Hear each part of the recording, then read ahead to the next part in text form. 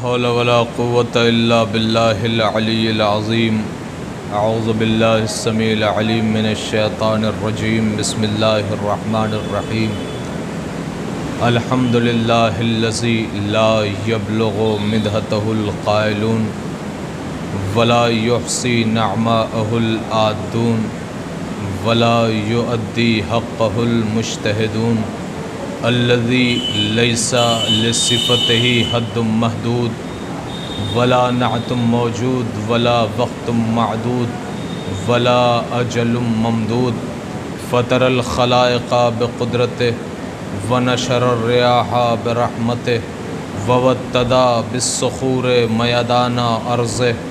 الصلاة والسلام والتحية والإكرام على النبي المكي المدني القرشي الهاشمي الأبتهي مولانا ومولى الثقلين جد الحسنين أبي القاسم محمد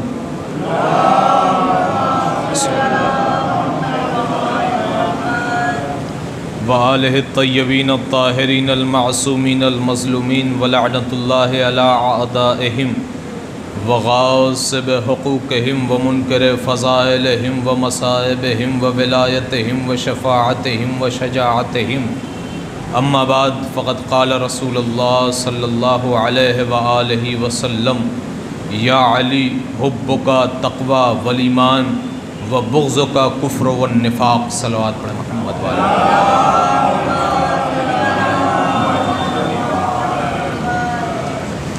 عزیزان محترم، برادران عزیز، محترم سامعین، سب سے پہلے گزارش گزار ہوں ایک مرتبہ سورہ حمد اور 3 مرتبہ سورہ توحید کی تلاوت فرما کر سید اکبر علی مرحوم ول سید فرزند علی مرحوم کی روح کو ایصال فرما دیں.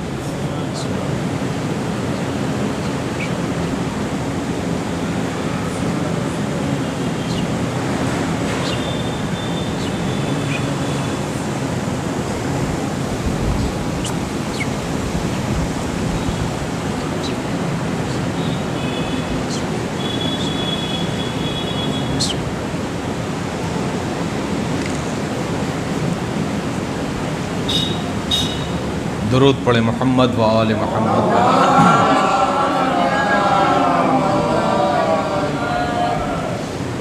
عزیزان محترم،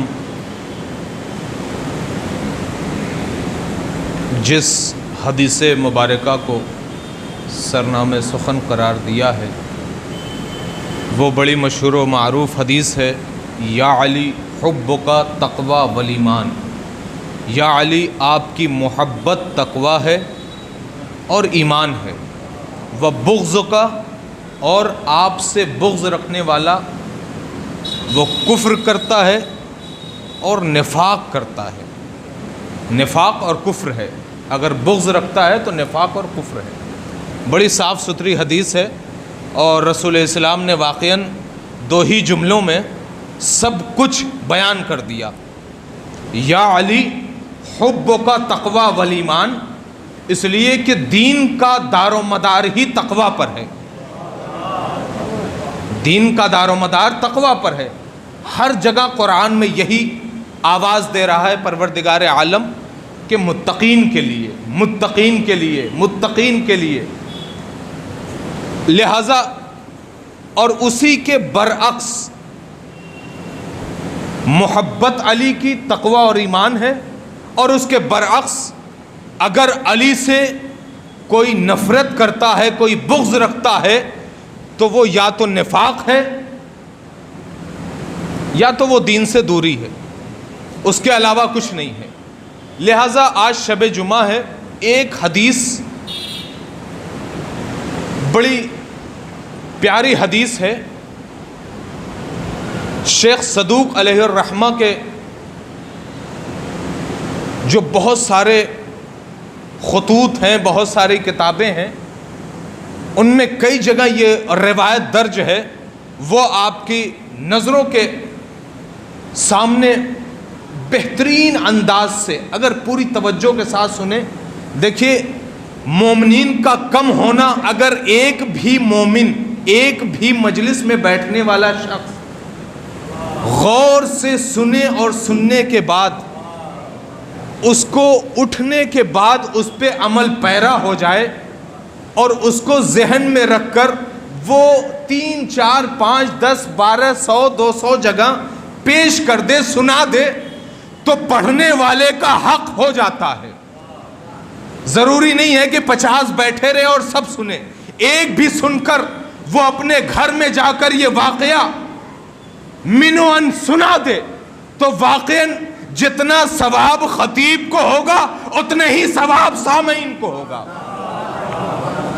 لہذا زیادہ اور کم کی یہ باتیں فرش اعضاء پر نہیں ہوا کرتی ہیں کہ کہاں کم ہے کہاں زیادہ ہے۔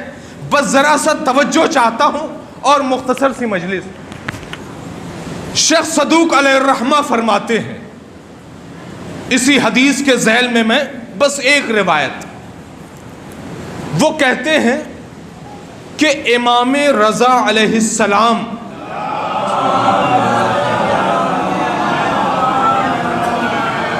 ظاہر سی بات ہے کل ولادت باسعادت امام ہشتم تھی، لہذا امام کی ایک حدیث کوٹ کرنا چاہتا ہوں۔ شیخ صدوق علیہ الرحمہ نے فرمایا کہ امام ہشتم نے کہا کہ رسالت مآب صلی اللہ علیہ وآلہ وسلم نے مولائے کائنات کو بلایا اور بلانے کے بعد ایک جملہ کہا، یہ میرا 8واں امام نقل کر رہا ہے کہ رسول نے علی کو بلایا اور بلانے کے بعد علی سے کہا یا علی۔ اب یہاں سے جملوں پہ توجہ رہے، بہت دیر نہیں لگاؤں گا۔ یا علی، آپ ہی کے ذریعے، آپ ہی سے یہ دین کا آغاز ہوا ہے۔ رسول کہہ رہے ہیں آپ ہی سے اس دین کا آغاز ہوا ہے اور آپ ہی کے ہاتھوں پر اس دین کا انجام بھی ہوگا، آپ ہی کے ہاتھوں اس دین کو انجام بھی پائے گا۔ اور اس کے بعد رسالت مآب نے اور قریب بلا کر ایک جملہ کہا، یا علی، آپ صبر کی تلقین کی ہے مولائے کائنات سے، صبر کو اور پرہیزگاری کو اپنا شیوا بنا لیجئے۔ اس کی وجہ بھی بتائی ہے رسالت مآب نے، کہا کیوں؟ اس کا ریزن یہ ہے کہ صابروں اور تمام کے تمام پرہیزگاروں کا جو کام ہوتا ہے وہی انجام تک پہنچتا ہے۔ اور اس کے بعد پھر آگے بڑھ کر رسول اسلام نے کہا، یا علی، آپ اللہ کی جماعت ہیں۔ یا علی، آپ اللہ کی جماعت ہیں۔ جملے پہ توجہ رہے، یہ کون کہہ رہا ہے؟ علی سے وہ رسول کہہ رہا ہے کہ جس کے لیے وما ینطق عن الہویٰ ان ہوا الا وحی یوحیٰ کا پہرا لگا ہوا ہے۔ وہ رسول کہہ رہا ہے یا علی، آپ اللہ کی جماعت ہیں اور آپ کے تمام دشمن شیطان کی جماعت ہیں۔ یا علی، آپ اللہ کی جماعت ہیں اور تمام کے تمام دشمن آپ کے شیطان کی جماعت ہیں۔ پھر اس کے بعد ایک جملہ کہا رسالت مآب نے، کہ یا علی، تمام محبان حیدر کرار خوش نصیب ہیں کہ جو آپ کی پیروی کرتے ہیں۔ اور پھر کہا حیف ہے ان تمام افراد پر کہ جو علی سے بیزار ہیں۔ اللہ اکبر، رسول کہہ رہے ہیں کہ حیف ہے ان تمام افراد پر کہ جو علی سے بیزاری اختیار کرتے ہیں۔ یا علی، یا علی، یا علی، آپ تمام مخلوقات خدا پر حجت ہیں۔ یا علی آپ تمام مخلوقات خدا پر دلیل ہیں اور آپ مستحکم دستاویز ہیں، اور اگر کسی نے اس دستاویز سے دوری اختیار کی تو گویا وہ دلدل میں چلا گیا، زمیں بوس ہو گیا، اللہ کی رحمتوں سے دور ہو گیا، اور جو بھی اس رحمت کے قریب آ گیا، جو بھی اس دستاویز کو اپنا کر زندگی بسر کرنے لگا، وہ فلاح و بہبودی کی منزلیں طے کرنے لگا۔ اسی لیے کہتے ہیں کہ رسالت مآب نے اتنی خوبصورت حدیث ہمارے پاس محفوظ ہے، یا علی حبک تقوی والایمان وبغضک کفر والنفاق۔ یا علی آپ کی محبت تقوی ہے، لیکن عزیزان محترم اس کا یہ مطلب نہیں کہ دل میں محبت ہے تو بس ایمان ہے، تقوی ہے، متقین کے لیے ظاہر ہے جنت ہے، لیکن محبت کے ساتھ ساتھ اس کے کچھ تقاضے بھی ہوا کرتے ہیں۔ ہم اگر کسی سے محبت کرتے ہیں اس مجازی دنیا میں، اس فانی دنیا میں، تو اس کا بھی ہم ایک بھرم رکھتے ہیں۔ اگر وہ کوئی حکم کر دیتا ہے تو ہم برجستہ انکار نہیں کر پاتے۔ وجہ کیا ہے کہ ہم اس سے محبت کرتے ہیں، ہم اس سے محبت رکھتے ہیں، اس لیے اس کا حکم ہم ٹھکرا نہیں سکتے۔ اس علی کی محبت ہمارے لیے تقوی ہے۔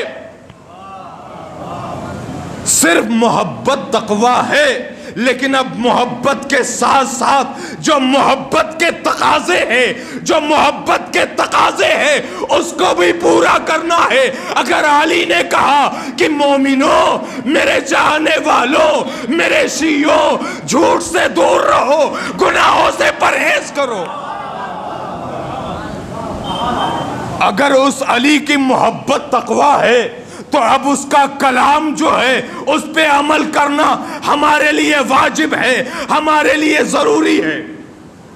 اگر وہ علی کہہ دے، ہم ظاہر سی بات ہے اگر ہم نے کہا کہ محبت تقوی ہے، علی کی محبت تقوی ہے، تو ہم کتنا خوش ہو گئے کہ واہ، پروردگار عالم نے تو ہر مقام پر متقین کو چاہا ہے، متقین کے لیے جنت ہے، متقین کے لیے کوثر ہے، متقین کے لیے سلسبیل ہے، متقین کے لیے حور و غلمان ہے، ہر چیز متقین کے لیے ہے۔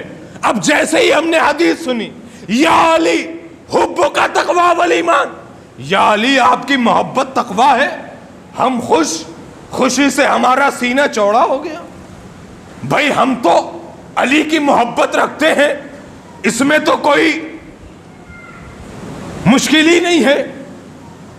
لہذا جب ہم اس چھوٹے سے جملے پر اپنے سینے کو چوڑا کر کے اپنی زبان سے جملہ ادا کر سکتے ہیں لوگوں کے سامنے کہ ہاں اس حدیث پر ہم اترتے ہیں، اس لیے کہ ہم علی کے چاہنے والے، ہم علی کی محبت رکھتے ہیں، ہمیں اس حدیث کے مصداق ہیں۔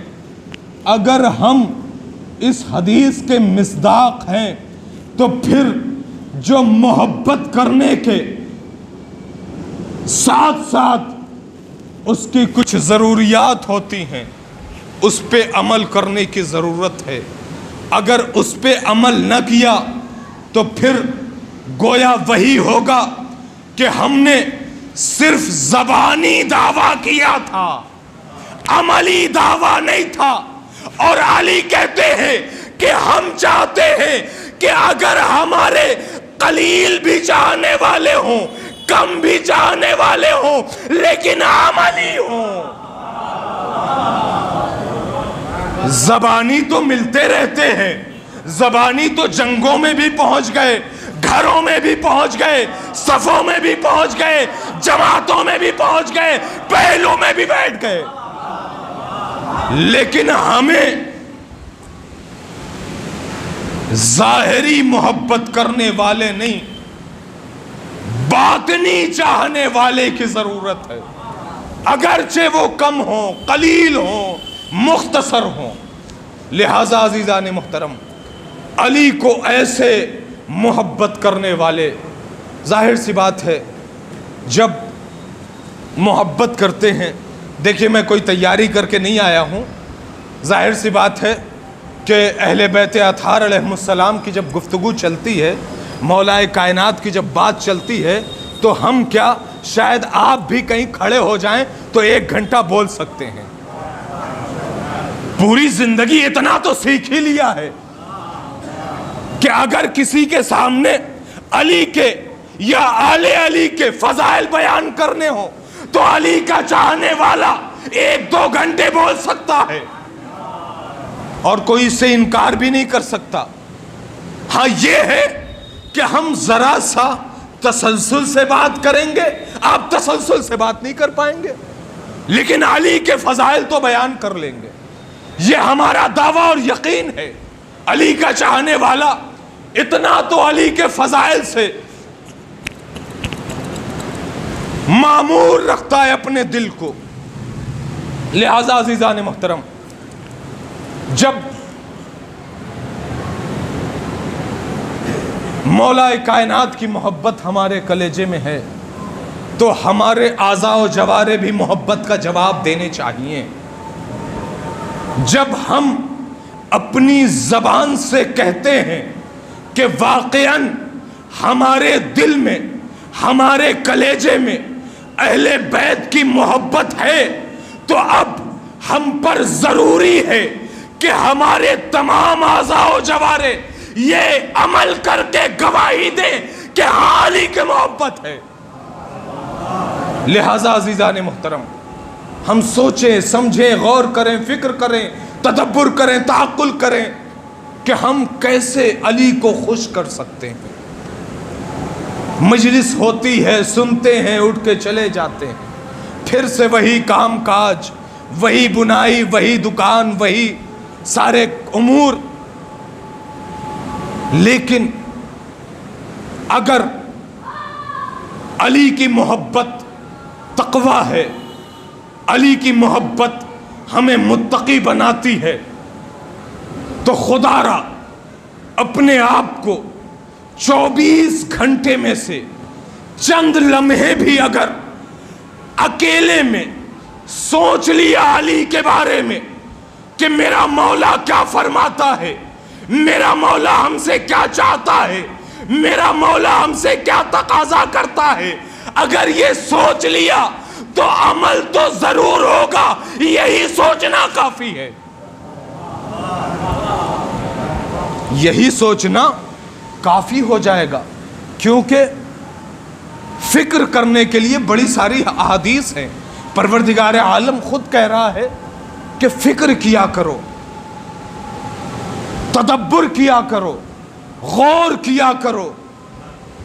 لہذا عزیزان محترم، اس لیے پروردگار نے کہا کہ جب ہم غور کریں گے، جب ہم فکر کریں گے، تب کسی مقام پر پہنچیں گے، تب کسی نتیجے پر پہنچیں گے۔ لہٰذا آج شب جمعہ ہے، آج یہاں سے اٹھیں تو ذرا سا سوچ کے اٹھیں کہ جو اگلا ہفتہ ہمارا پچھلا ہفتہ گزرا ہے، اگلا ہفتہ ویسا نہیں گزرنا چاہیے۔ ہم قصد کر کے اٹھیں۔ میں نے ایک ہفتے کی مثال دی ہے، بلکہ یہ پوری زندگی کی مثال ہونی چاہیے کہ جو ہماری زندگی گزر گئی وہ گزر گئی، آئندہ کی زندگی اس سے اچھی ہونی چاہیے۔ لہٰذا میں نے یہ مثلاً کہا ہے، فور ایگزامپل، کہ جو ہفتہ گزرا ہے یہ سوچ کے اٹھیں کہ پچھلے ہفتے سے اچھا اگلا ہفتہ گزرنا چاہیے، وہ چاہے کاروبار کی سلسلے سے ہو، چاہے اہل بیت اطہار علیہ السلام کے فضائل میں غور و فکر کرنے کے مسئلے میں ہو، چاہے وہ بچوں کی تربیت کے حوالے سے ہو، چاہے وہ اپنی بزرگی کی اور بلندی کے اعتبار سے، ہر اعتبار سے ہمیں اگلا قدم اچھا اٹھانا ہے۔ لہٰذا عزیزان محترم، آج شب جمعہ ہے، عبادتوں کی شب ہے، دعاؤں کی شب ہے۔ ہر شب جمعہ دعائیں ہوتی ہیں، عبادتیں ہوتی ہیں۔ ہم سب میں جو بھی جس قدر بھی اپنے اعتبار سے حتی المقدور کوشش کر کے دعائیں پڑھتا ہے، مناجات کرتا ہے، نماز پڑھتا ہے، پروردگار ان سب کی دعاؤں کو قبول فرما، ان سب کے مناجات کو اپنی بارگاہ میں قبول فرما، اور ہم سب کو دعاؤں میں لطف لینے کی توفیق عطا فرما۔ شب جمعہ ایک ایصال ثواب کی مجلس ہے۔ پروردگار اس مجلس کا ثواب مرحومین کے، اور خاص طور پہ جس مرحوم کے ایصال ثواب کی مجلس ہے، اس کے نامہ اعمال میں رکھ، اور اس مجلس کے تصدق میں ان کو جوار معصومین میں جگہ عطا فرما، ان کے قبر میں نور عطا فرما۔ آپ ایک پیغام دینا چاہتا ہوں، ہر شب جمعہ اپنے چاہنے والوں کو جو اس دنیا سے گزر چکے ہیں ان کو ضرور یاد کر لیا کیجیے۔ شاید اگر اہل بیت کے اقوال پہ یقین ہے، ایمان ہے، ایقان ہے، تو پکا آپ انہیں یاد کریں گے، وہ آپ کو یاد کریں گے، اور جب وہ آپ کو یاد کریں گے تو ضرور آپ کے رزق میں اضافہ ہوگا۔ جب وہ آپ کو یاد کریں گے تو آپ کی زندگی میں بہتری آئے گی۔ لہٰذا یہ جملہ یاد رکھیے کہ ہر شب جمعہ ماں ہو، باپ ہو، بھائی ہو، بہن ہو، جو بھی اس دنیا سے گزر چکا ہے، ایک سورہ فاتحہ کا انہیں تمغہ پیش کر دیجئے، انعام پیش کر دیجئے، ہدیہ پیش کر دیجئے، ایک سورہ فاتحہ کا، اور اس کے بعد دیکھیے وہ آپ کے لیے کتنی دعائیں کرتے ہیں۔ امام فرماتے ہیں کہ جب مرحومین کو کوئی سورہ فاتحہ پیش کرتا ہے تو ایسا لگتا ہے کہ جیسے کسی زندہ مومن کو کوئی تحفہ پیش کر رہا ہو۔ ظاہر سی بات ہے، جب آپ کو کوئی تحفہ پیش کرتا ہے تو کس قدر خوشی ہوتی ہے، وہ چاہے چھوٹا ہو چاہے بڑا ہو، خوشی محسوس ہوتی ہے۔ اسی طریقے سے جب مرحومین کو سورہ فاتحہ پہنچتا ہے تو وہ خوش ہو جاتے ہیں، اور اس کے بعد جب ہم ایک انعام لے کر خوش ہوتے ہیں تو انعام دینے والوں کو دعائیں دیتے ہیں۔ اسی طریقے سے مرحومین کو جب سورہ فاتحہ ملتا ہے تو دینے والوں کو دعائیں کرتے ہیں۔ پھر اس کے بعد وہ مرحوم ہے جس کے اوپر رحمت نازل ہو رہی ہے، وہ سب کے لیے دعائیں کرتا ہے۔ لہٰذا اپنے مرحومین کو شب جمعہ یاد رکھا کیجیے، اور اس کا فائدہ ہے، ثواب ہے۔ ایک روایت عرض کر دوں، تمام روحیں کہاں جاتی ہیں؟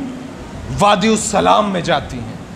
ایک ہے وادی برہوت اور ایک ہے وادی السلام۔ وادی السلام اسے کہتے ہیں کہ جہاں پر آسانیاں ہوں، جہاں پر سکون ہو، جہاں پر راحت ہو۔ وادی برہوت جہاں پر مشکلات ہیں اور طرح طرح کے عذاب ہیں۔ تمام روحیں ہماری علی کے چاہنے والوں کی کہاں جاتی ہیں؟ وادی السلام میں۔ وادی السلام کہاں ہے؟ نجف اشرف میں۔ نجف اشرف کہاں ہے؟ عراق میں۔ عراق کس لیے مشہور ہے؟ کربلا کی وجہ سے مشہور ہے۔ سب سے پہلے جو پوری کنٹری کو ہائی لائٹ کرتا ہے وہ شہر کربلا ہے۔ سب سے زیادہ اگر सर्च किया जाता है, ढूंढा जाता है, तलाश किया जाता है, तो या तो करबला को या इमाम हुसैन को। लिहाजा अजीजान मोहतरम, इराक में क्या है? करबला, इराक में नजफ, इराक में सामर्रा, इराक में काज़मैन। लेकिन बात कहाँ की हो रही है? नजफ अशरफ की, वादियुस्सलाम की। नजफ अशरफ में वादियुस्सलाम है। वादियुस्सलाम एक दौर था कि जब पूरा नजफ वादियुस्सलाम हुआ करता था, पूरा नजफ वादियुस्सलाम हुआ करता था। लेकिन अब उसको महदूद कर दिया गया है। उस वक्त 21 किलोमीटर में था। कुछ रिवायतें कहती हैं 34 और कुछ कहती हैं 24 किलोमीटर में यह फैला हुआ था। लेकिन जाहिर सी बात है, जब लोग वहां जमा होने लगे, ज़ायरीन का हुजूम होने लगा, तो फिर वहां पर रोड बनना शुरू हुई, वहां पर घर तामीर होने लगे। और जब घर तामीर हो गए तो जाहिर सी बात है, आमद और रफ्त के लिए रास्ते की ज़रूरत है। उसमें से रास्ता कटना शुरू हो गया। और जब रास्ते कटने लगे तो फिर वहां पर एक आबादी हो गई, रोड बन गए। फिर वादियुस्सलाम को चार दीवारी में महदूद कर दिया गया। और आज भी जो वादियुस्सलाम महदूद है, वो भी कम से कम 5 किलोमीटर के अंदर में है, 5 किलोमीटर। लिहाजा और उस 5 किलोमीटर के अंदर भी चौड़े चौड़े रोड हैं, जिसको आप जब तय करेंगे तो आपको अंदाजा नहीं होगा कि हम कब्रिस्तान के अंदर जा रहे हैं। इतनी चौड़ी रोड है और ऐसी ऐसी गाड़ियां चलती हैं कि आपको अंदाजा ही नहीं होगा कि हम कब्रिस्तान के दरमियान से गुजर रहे हैं। ये तस्करा करने की वजह क्या थी, वो सुने। ये कायनात का सबसे बड़ा वादियुस्सलाम है, कब्रिस्तान है। वहां पर इब्तिदा से लोग दफन होते आए। रिवायत कहती है कि वहां पर 70,000 अंबिया से ज्यादा दफन है, अंबिया। और बाज रिवायतें ये कहती हैं कि 1,24,000 अंबिया में से अक्सर दफन हैं, ज्यादातर वहीं दफन हैं। और जितने भी हमारे बुजुर्गान, उलमा, मराजे किराम, मुहद्दिसीन, अकाबरीन, सब वहीं दफन हैं।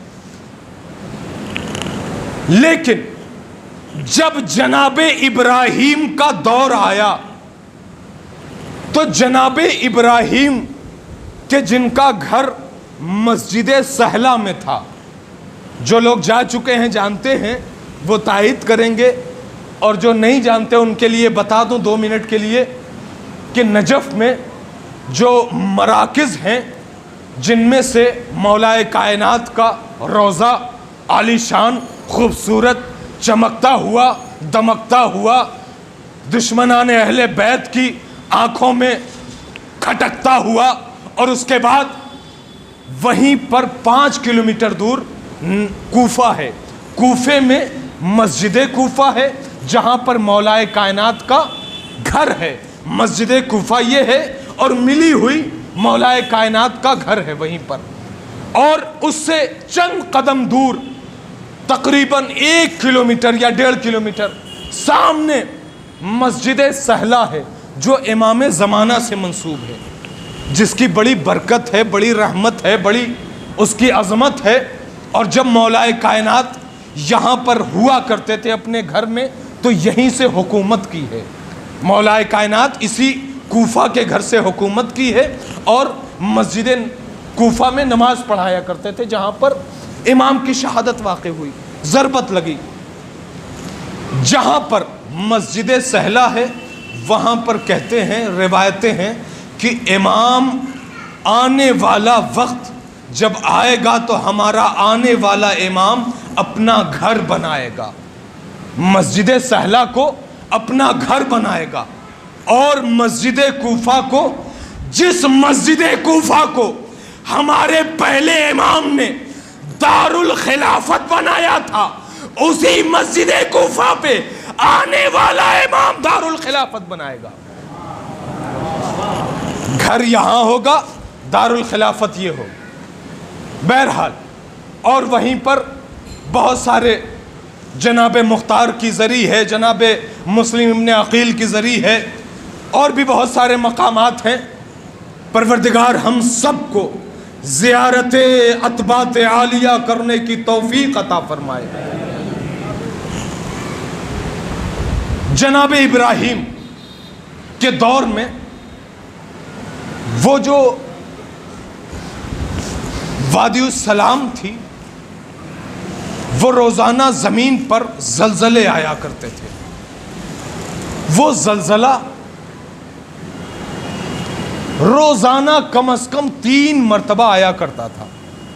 روزانہ، اب ظاہر سی بات ہے یہاں 1 مرتبہ آتا ہے تو ہم سب گھبرا جاتے ہیں، پنکھے کی طرف، ٹیوب لائٹ کی طرف، پیڑوں کی طرف، زمین کی طرف، جو بھی خطرناک چیزیں ہوتی ہیں اس کی طرف آدمی دیکھنے لگتا ہے اور پریشان ہو جاتا ہے۔ کب کیا ہو جائے، کب زمین پھٹ جائے، کب گھر گر جائے، کب بجلی آ جائے۔ لیکن جہاں پر روزانہ زلزلے آتے ہوں وہ کیسے زندگی گزار رہے ہوں گے، وہ کتنی پریشانی میں بسر کر رہے ہوں گے۔ وہ پریشان تو تھے ہی، یہ بہت پہلے سے زلزلہ چلا آ رہا تھا۔ جب جناب ابراہیم کہ جن کا گھر کہاں تھا، مسجد سہلہ میں، وہاں سے جناب ابراہیم نے سفر کیا وادی السلام کی طرف۔ وادی السلام میں جو افراد رہا کرتے تھے، اچانک انہوں نے دیکھا کہ 2-3 روز گزر گئے، زلزلہ نہیں آیا۔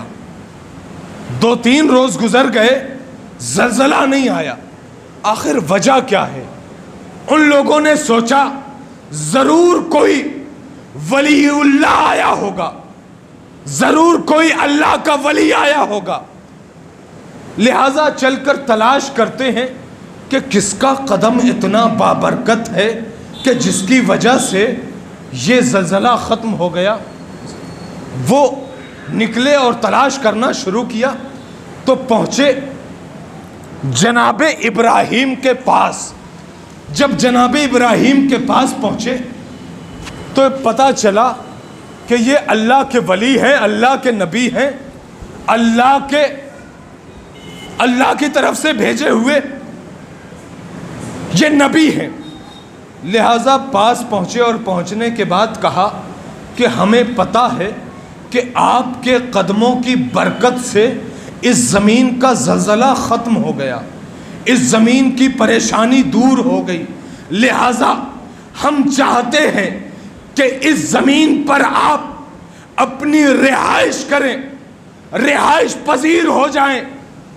جناب ابراہیم نے کہا کہ میں یہاں نہیں رہ سکتا۔ جب یہ سنا تو ان افراد نے کہا کہ اگر آپ یہاں قیام نہیں کر سکتے تو اس زمین کو آپ خرید لیجئے۔ جب جناب ابراہیم نے خریدنے سے منع کر دیا تو ان تمام افراد نے کہا ہم یہ زمین آپ کو ہبہ کرتے ہیں، اس لیے کہ جب تک یہ آپ کے اختیار میں رہے گی اس سے زلزلہ دور رہے گا۔ جناب ابراہیم نے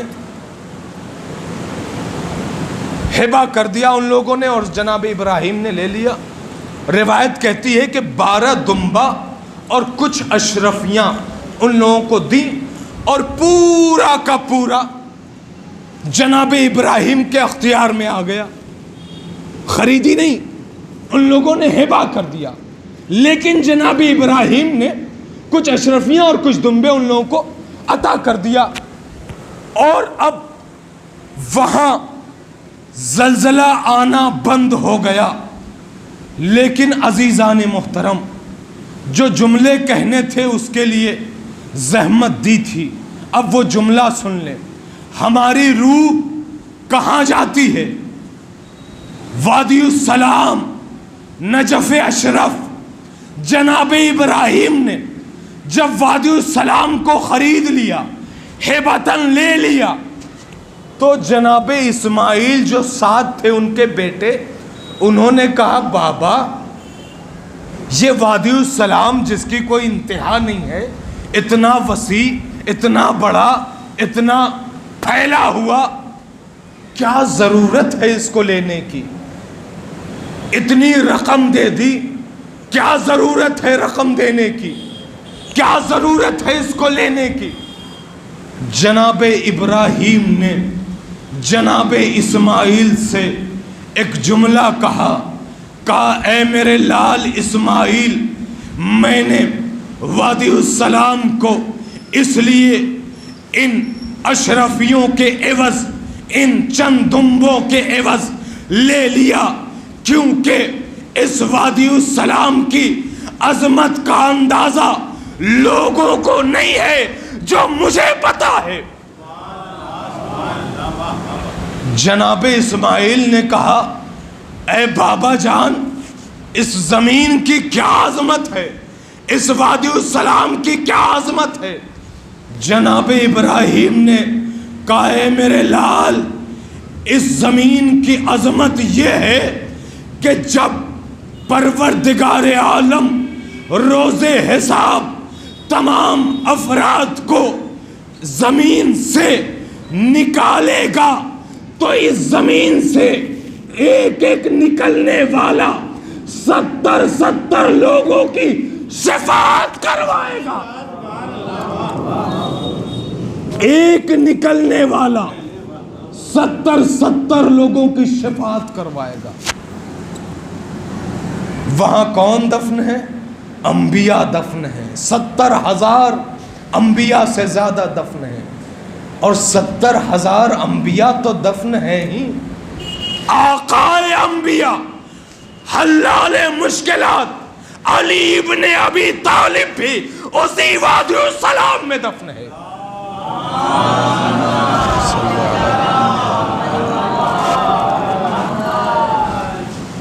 مولا کائنات کے دائیں طرف اور بائیں طرف 2 نبی ہیں، ایک طرف جناب آدم، ایک طرف جناب نوح۔ یہ مولا کائنات کی فضیلت نہیں ہے کہ مولا کائنات کے دائیں اور بائیں انبیاء سو رہے ہیں، بلکہ انبیاء کی فضیلت ہے کہ علی کے دائیں اور بائیں سو رہے ہیں۔ لوگ فخر کرتے ہیں کہ ہمارے پیشوا، ہمارے لیڈر، ہمارے رہنما رسول کے دائیں اور بائیں لیٹے ہوئے ہیں،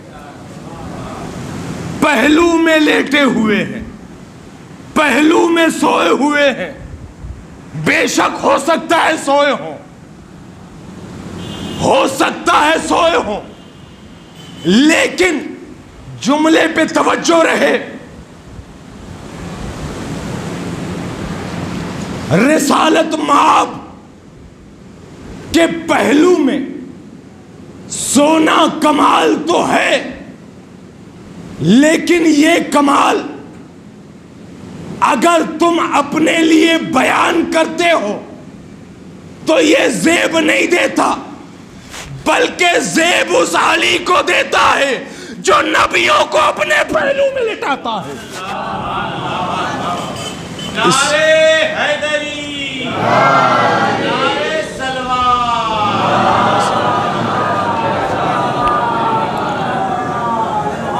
آپ کہیں گے کہ کہیں نہ کہیں سے یہ بات غلط ہو رہی ہے، تو آہستہ سے بات کو مکمل کر دوں کہ سب رسالت مآب کے بعد انتقال کیے، لیکن انبیاء تو علی سے پہلے مرے تھے، انبیاء تو علی سے پہلے گزرے تھے، علی تو انبیاء تو علی سے پہلے انتقال کر گئے تھے، لیکن علی کی ذات اتنی بلند ہے کہ لوگ رسول کے پہلو میں جانا پسند کرتے ہیں، لیکن پہلے ہی سے اللہ نے ایسا انتظام کیا ہے کہ علی کے پہلو میں آدم اور نوح ہیں۔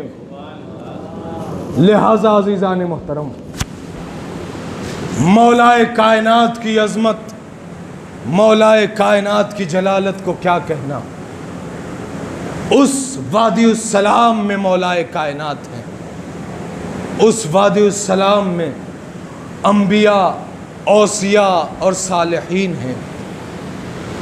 پروردگار ہم سب کو زیارت نجف اشرف کرنے کی توفیق عطا فرمائے۔ عزیزان محترم، اتنی عظمت ہے کربلا کی زمین، نجف کی زمین، سامرہ کی زمین، مشہد کی زمین، جس کی برکتوں کا احساس نہیں ہے، جس کو ہم درک نہیں کر سکتے، جہاں پر فرشتے اترا کرتے ہیں، انبیاء آتے ہیں زیارت کرنے کے لیے۔ کیوں آتے ہیں؟ اتنی عظمت ہے اس مقام کی۔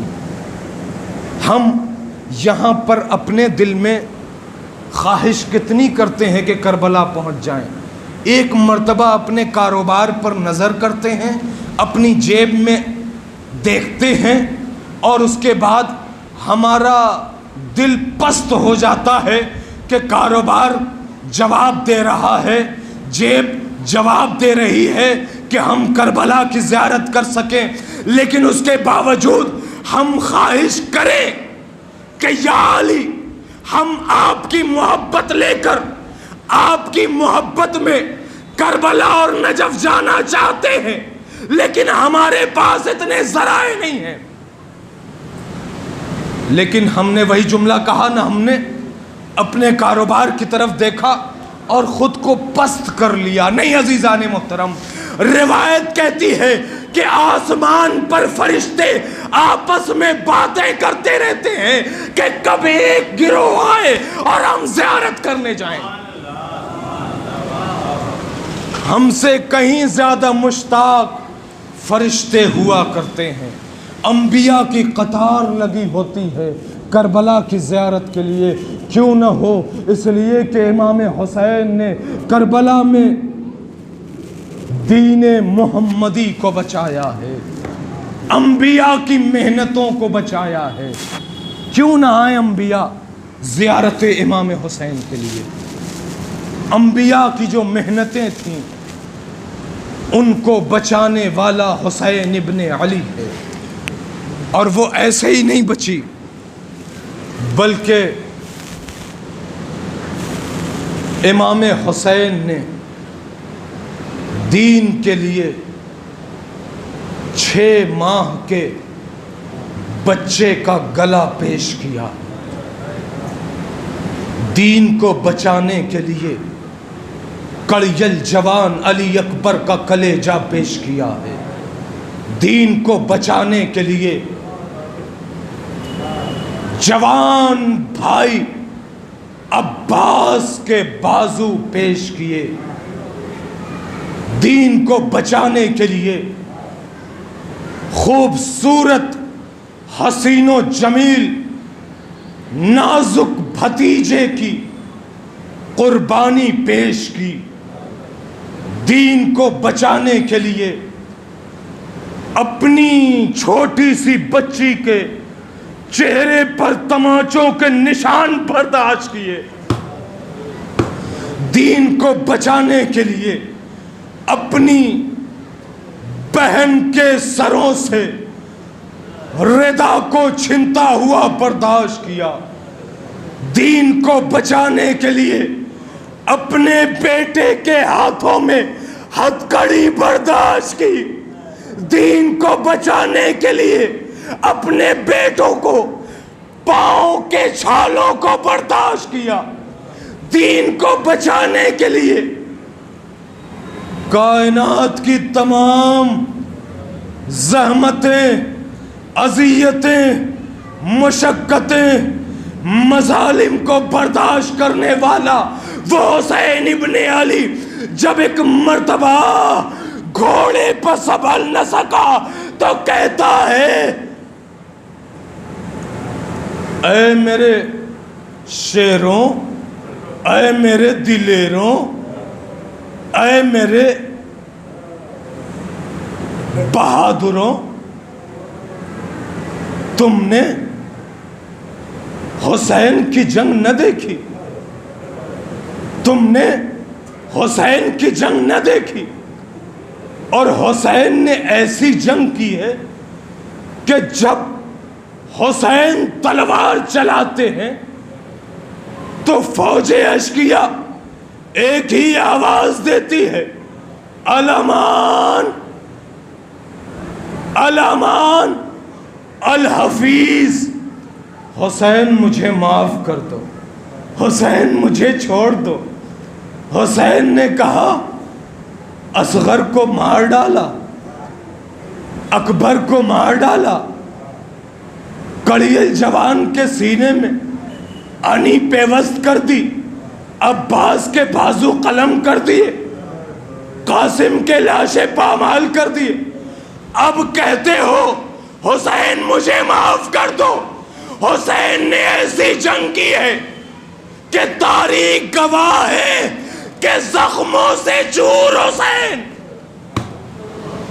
جب جنگ کر رہا تھا تو ہر فوج اشقیاء کا شخص دور بھاگتا ہوا نظر آ رہا تھا، لیکن ہاں عزاداروں، جب آواز آئی ہے حسین اپنی تلوار کو نیام میں رکھ لو، حسین نے تلوار کو رکھا، فوجیں سمٹی، اب کوئی تلوار چلاتا ہے، کوئی تیر چلاتا ہے، قریب آتے رہے، کوئی جھولیوں میں بھرے ہوئے پتھروں سے وار کرتا ہے۔ اب جملہ کہہ دوں، اگر برداشت کر لو، جس کے پاس جھولیوں میں پتھر نہیں تھے، سرزمین کربلا کی گرم ریت کو اپنی مٹھیوں میں بھرتا ہے اور بھرنے کے بعد امام حسین کے زخموں پہ پھینکتا ہے۔ اللہ اکبر! حسین کے زخموں پہ پھینکتا ہے۔ حسین زخموں سے چور زین سے زمین پر آئے۔ زمین پر آنا تھا کہ ایک مرتبہ شمر کند خنجر لے کر آگے بڑھا، اور جب آگے بڑھا ہے حسین کی دکھیاری بہن ٹلہ زینبیہ پر آ کر دیکھتی ہے کہ میرا بھیا کہاں ہے، میرا بھیا کہاں ہے۔ جب حسین نظر نہیں آتے، جملے پہ توجہ رہے عزاداروں، مصائب کے لیے رونے کے لیے یہی جملہ کافی ہوگا۔ جناب زینب کہتی ہیں چاہنے والوں سے، میرے بھیا کے غم میں ایسے رویا کرو، ایسے رویا کرو جیسے کوئی ضعیف ماں اپنے جوان فرزند پہ گریا کرتی ہے۔ جناب زینب نے جب ٹلہ زینبیہ سے دیکھا ماں جایا نظر نہیں آتا، ہاتھوں کو بلند کیا، کہے پروردگارا میرا بھیا کہاں ہے، میرا ماں جایا کہاں ہے، نظر نہیں آتا۔ ایک مرتبہ معجزہ ہوا۔ کیا معجزہ ہوا؟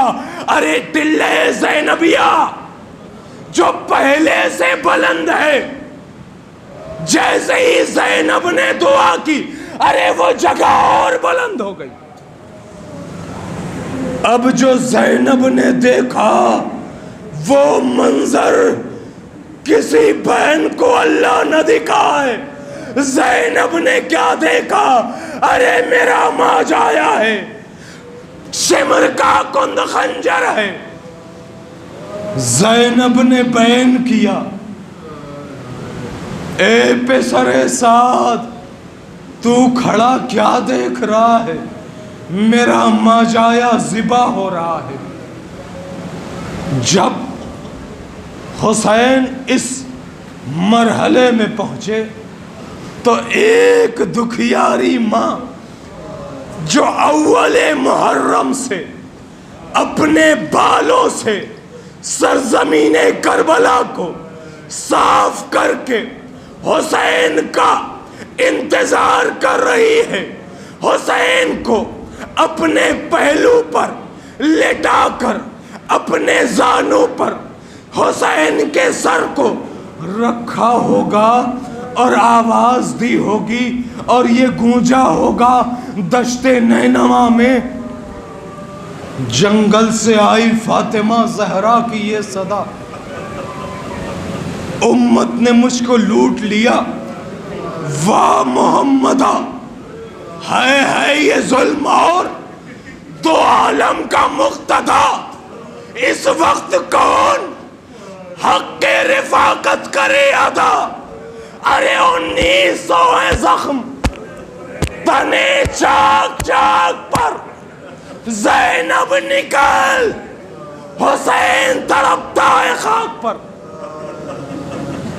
زینب نکل حسین تڑپتا ہے خاک پر، پردہ الٹ کے بنت علی نکلی ننگے سر، لرزا قدم خمیدہ کمر، غر کے خوشگار چاروں طرف پکارتی ہے سر کو پیٹ کر، اے کربلا بتا، اے کربلا بتا میرا ماجایا ہے کدھر؟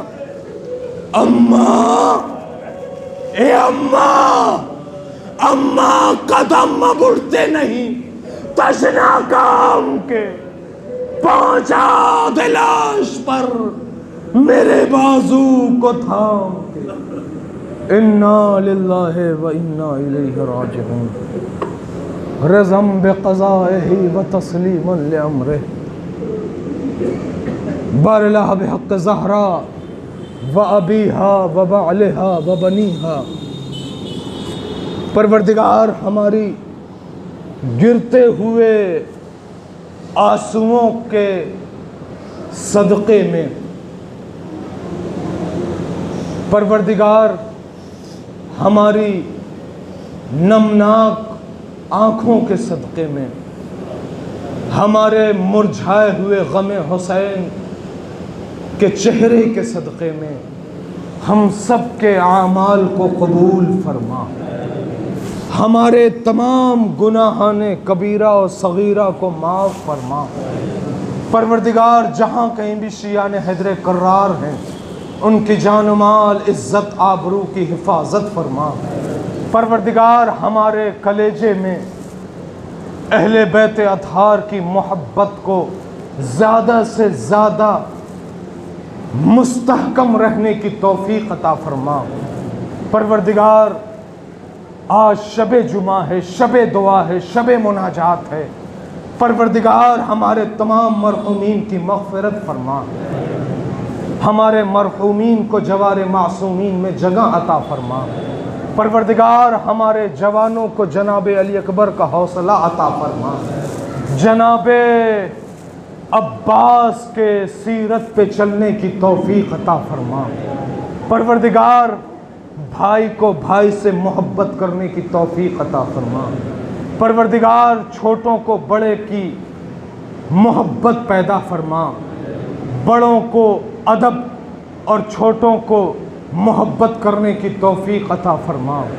پروردگار ہمارے تمام اعمال صالحہ کو اپنی بارگاہ میں قبول فرما۔ آج شب جمعہ ہے، روایت کہتی ہے کہ آج کی دعا قبولیت کی سند پاتی ہیں۔ پروردگارا تجھے واسطہ ہے پہلو شکستہ کا، پروردگار تجھے واسطہ ہے اس چھلنی سینے کا، پروردگار تجھے واسطہ ہے اس چھیدے ہوئے گلے کا، پروردگار تجھے واسطہ ہے اس کٹے ہوئے بازو کا، پروردگار تجھے واسطہ ہے اس چھینی ہوئی رداؤں کا۔ پروردگار ہم سب کو ہماری عبادتیں قبول فرما اور ہم سب کو زندگی میں کامیابی عطا فرما، ہم سب کو علم و عمل میں بلند فرما۔ پروردگار ہمارے گھروں کے اختلافات کو دور کر دے، ہم سب کو عبادت کرنے کی توفیق عطا فرما، ایک دوسرے کو سمجھنے اور سمجھنے کی توفیق عطا فرما۔ پروردگارا ہم سب کو ایک اور نیک ہونے کی توفیق عطا فرما، ہمارے امام کے ظہور میں تعجیل فرما، اور جب امام کا ظہور ہو تو ان کے حقیقی ناصر و مددگاروں میں شمار فرما۔ ربنا تقبل منا انک انت السمیع العلیم برحمتک یا ارحم الراحمین۔